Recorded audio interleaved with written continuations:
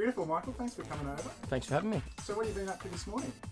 Shooting a TV commercial and a few still shots as well. So it's been beautiful weather with a fantastic crew, which makes life a lot easier. It does, doesn't it? Certainly does. So just got a few questions here, if you don't mind. You've been quoted as saying that you've got no bones about getting the Australian cricket team back on top.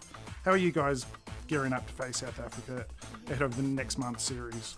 Yeah, well, I think obviously it's there's no guarantees in the sport. The sport we play, it's about doing everything you can to try and help the Australian cricket team have success, and that's my goal, to make sure our preparation's certainly all done. We know we're playing against a fantastic team in South Africa, and we're going to have to beat our best to beat them. But our goal is definitely to become or go back to being the number one Test team in the world. Perfect, and it's the first time in 49 years that we're welcoming the Proteas back to the Gabba.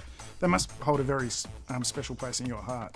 Yeah, it's. I guess the Gabba was the first ground I scored a century at in Australia, so it is very special to me personally. It's a beautiful ground to play at, and I know the Australian team has always loved playing on that ground, and we've had a fair bit of success there as well. So, yeah, look, it's going to be an interesting start to the series, that's for sure. South Africa have got a very good pace bowling attack, and the Gabba's conditions generally suit fast bowling. What's your assessment of South Africa? Like I said, they've got a very strong team. They've got a lot of experience. Their top 6 or 7 batters have been together for a long period of time, and I think their fast bowling unit is as good as any team in the world. So we're going to have to beat our best to beat them. Shane Warne's been quoted as saying that when you're on home ground, you're expected to win. Do you think Australian soil gives you an advantage? I think playing at home in front of family and friends certainly helps. And we know the conditions, I guess, better than any other team in the world. So I think in Australia generally, though, the conditions have a lot of similarities to South Africa. Like I say, they're generally conducive to fast bowling. South Africa's pretty similar, so they won't be too different to what the South African boys get at home. But it is, like I say, it's always nice to have that support of friends and family and people coming out to watch the game supporting you. Cool. And the question on everyone's lips, any predictions for next year's Ashes?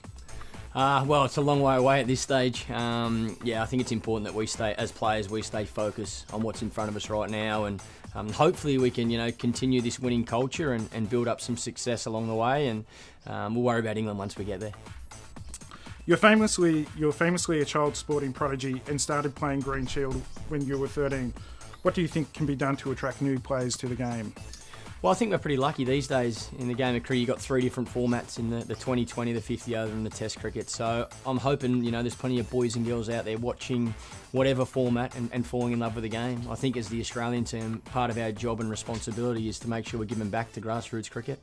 We're doing our best to get as many boys and girls involved as possible, and winning obviously helps that as well. Thanks, Michael. Loved having a chat. Thanks for having me.